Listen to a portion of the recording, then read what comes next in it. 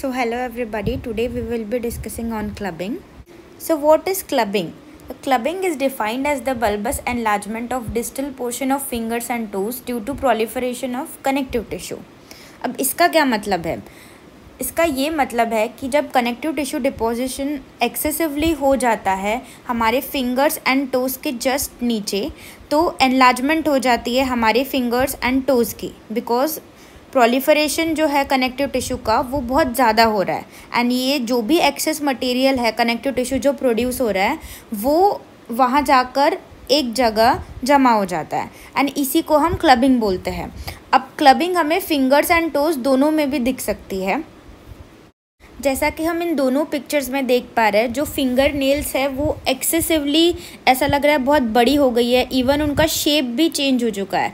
हमारा जो normal finger nail का शेप है ये वैसा बिल्कुल भी नहीं है एंड हमें वहाँ पर विजिबल एनलार्जमेंट दिख रही है. इसी को हम क्लबिंग बोलते हैं. अब अगर हम नीचे वाली पिक्चर को हम ध्यान से देखते हैं तो इसका जो अपीयरेंस है it is quite similar to that of a parrot's beak. हम इस पर बाद में आते हैं, बट पहले आप इन पिक्चर्स को ठीक से देखिए, आगे जाकर हम इसी के बारे में डिस्कस करने वाले हैं. तो अब हम क्लबिंग के ग्रेड्स के बारे में डिस्कस करेंगे. तो बेसिकली क्लबिंग के 4 ग्रेड्स होते हैं. ग्रेड 1 का मतलब होता है there is thickening of tissues at the nail base. मतलब नेल बेस के जस्ट नीचे हमें कनेक्टिव टिश्यू की थिकनिंग दिखेगी बिकॉज वहाँ पे कनेक्टिव टिश्यू का एक्सेसिव डिपोजिशन हो रहा है एंड फ्लक्चुएशन भी पॉजिटिव रहेगा. ग्रेड 2 में ग्रेड 1 के फीचर्स के साथ साथ जो एंगल होता है नेल बेस का एंड एडजेसेंट स्किन फोल्ड का वो भी ऑब्लिटरेट हो जाएगा. अब इस पर्टिकुलर फीचर की वजह से हम एक बेड साइड इन्वेस्टिगेशन कर सकते हैं जिसे हम स्कैमोट्स विंडो टेस्ट बोलते हैं. स्कैमोट्स विंडो टेस्ट बेसिकली ये होता है कि जब हम दोनों थम्स को अपोजिशन में प्लेस करते हैं तो उनकी जो स्पेस या जो विंडो है वो ऑब्लिटरेट हो जाती है. हम इसके बारे में डिटेल में आगे वाली स्लाइड्स में पढ़ेंगे. ग्रेड 3 में ग्रेड 1 एंड ग्रेड 2 के फीचर्स होते हैं. इसके साथ साथ जो नेल का शेप है वो कॉन्वेक्स हो जाता है horizontal as well as vertical direction में, जिसकी वजह से जो फिंगर का शेप है वो कम्प्लीटली चेंज हो जाता है एंड इसकी वजह से एक ड्रमस्टिक अपीयरेंस या जो पैरोट बीक अपीयरेंस है हमें वो दिखता है. Now coming to grade 4. Grade 4 में ग्रेड 1, 2 एंड 3 तीनों के फीचर्स हमें मिलेंगे, पर इसके साथ साथ पेरियोस्टाइटिस हो जाता है लॉन्ग बोन्स का, जिसकी वजह से एंकल्स एंड व्रिस्ट्स में हमें स्वेलिंग दिखती है. तो अभी तक हमने सिर्फ ओवरऑल एक ओवरव्यू लिया है चारों ग्रेड्स का. आने वाली स्लाइड्स में हम एक एक ग्रेड को ठीक से ब्रेक डाउन करेंगे. तो अब हम ग्रेड 1 क्लबिंग को थोड़ा डिटेल में डिस्कस करते हैं. तो ग्रेड 1 क्लबिंग में हमें सिर्फ थिकनिंग मिलेगी कनेक्टिव टिश्यू की एट द नेल बेस.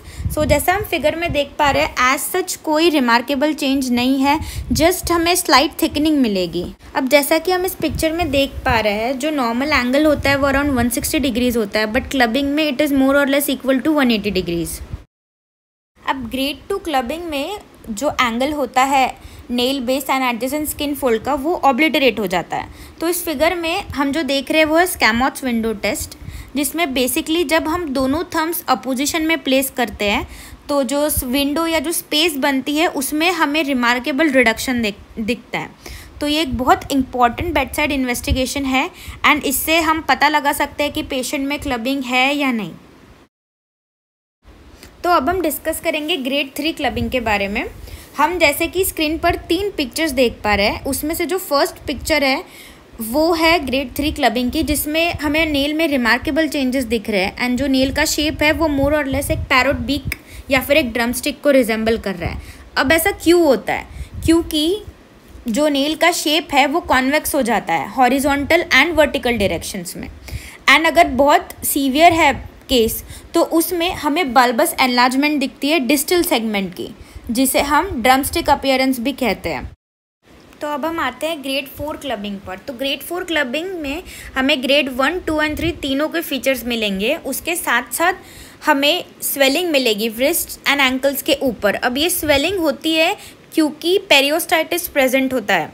अब पेरियोस्टाइटिस का मतलब ये होता है कि जो पेरियोस्टियम है वो इन्फ्लेम हो चुका है, जिसकी वजह से बोन्स, पर्टिकुलरली जो लॉन्ग बोन्स है, वो ऐसा अपीयरेंस देती है जैसे वहाँ पे हाइपरट्रॉफी हो गई है। एंड हम एक्सरे में इसे क्लियरली विजुअलाइज कर सकते हैं, जैसे कि हम पिक्चर में देख पा रहे हैं व्रिस्ट बोन में हाइपरट्रॉफी हो गई है जो एक्सरे पे क्लियरली दिख रही है। तो अब हम डिस्कस करेंगे क्लबिंग के कॉजेज़। इनमें सबसे पहले एंड सबसे कॉमन जो कॉज है वो है रेस्पिरेटरी डिसऑर्डर्स। उसमें हम सबसे पहले डिस्कस करेंगे क्रॉनिक सुपरेटिव लंग डिसीज़ के बारे में। क्योंकि क्लबिंग होने के लिए काफ़ी समय लगता है, 1 या 2 दिन में हम विजिबल चेंजेस नेल बेड में नहीं देख पाते, इसलिए सिर्फ क्रॉनिक सुपरेटिव लंग कंडीशन या कोई भी क्रॉनिक कंडीशन है तभी हम क्लबिंग देख पाएंगे किसी पेशेंट में। So under chronic superlative lung disease सबसे पहला जो है वो है लंग एब्सेस, दूसरा है ब्रोंकिएक्टासिस एंड तीसरा है एम्पाइमा। इसके अलावा 2 नियोप्लाज्म्स है जिसकी वजह से हम क्लबिंग देख सकते हैं। फर्स्ट है ब्रोंकोजेनिक कार्सिनोमा एंड दूसरा है mesothelioma. Basically mesothelioma is a pleural neoplasm. इसके अलावा पल्मोनरी ट्यूबरकुलोसिस में भी हमें क्लबिंग दिखती है, क्योंकि अगेन ट्यूबरकुलोसिस भी एक क्रॉनिक कंडीशन है। इन सबको हम CMBP से भी याद रख सकते हैं। अब जो दूसरा कॉज है क्लबिंग का वो है कार्डियक डिसीजेस। उनमें जो सबसे कॉमन है वो है कंजेनाइटल साइनोटिक हार्ट डिसीज़। इसके 2 एग्जाम्पल्स हैं, फर्स्ट है फैलर्स टेट्रोलॉजी एंड सेकंड है एसिन-मेंगर सिंड्रोम। इसके अलावा सब एक्यूट बैक्टीरियल एंडोकार्डाइटिस में भी हमें क्लबिंग देखने के लिए मिल सकती है। इसमें जो tetralogy of Fallot and Eisenmenger syndrome है, इन दोनों में हमें क्लबिंग के साथ साथ साइनोसिस भी देखने मिलता है, क्योंकि इससे ब्लड की ऑक्सीजन कैरिंग कैपेसिटी, ब्लड का ऑक्सीजनेशन दोनों अफेक्ट होता है। इसलिए एंड क्योंकि ये एक प्रोलॉन्ग डिसऑर्डर है, इसलिए इन दोनों केसेस में हमें क्लबिंग भी देखने मिलेगा एज वेल एज साइनोसिस। तो नेक्स्ट कॉज है GIT डिसीजेस या फिर गैस्ट्रोइंटेस्टिनल डिसीजेस। इसमें जो कॉमन कॉज है वो है इन्फ्लेमेटरी बॉवल डिसीज़, मतलब ulcerative colitis and Crohn's disease.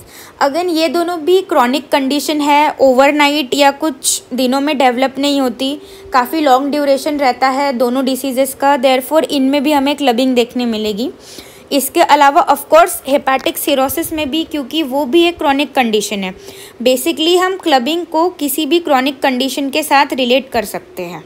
इसके अलावा कुछ केसेस में कोई कॉज नहीं होता या कोई स्पेसिफिक कॉज हम आइडेंटिफाई नहीं करते, तो ऐसे केसेस आते हैं इडियोपैथिक कैटेगरी में, that is without any known cause. That was all about clubbing guys. If you like this video, don't forget to like, share and subscribe. Thank you.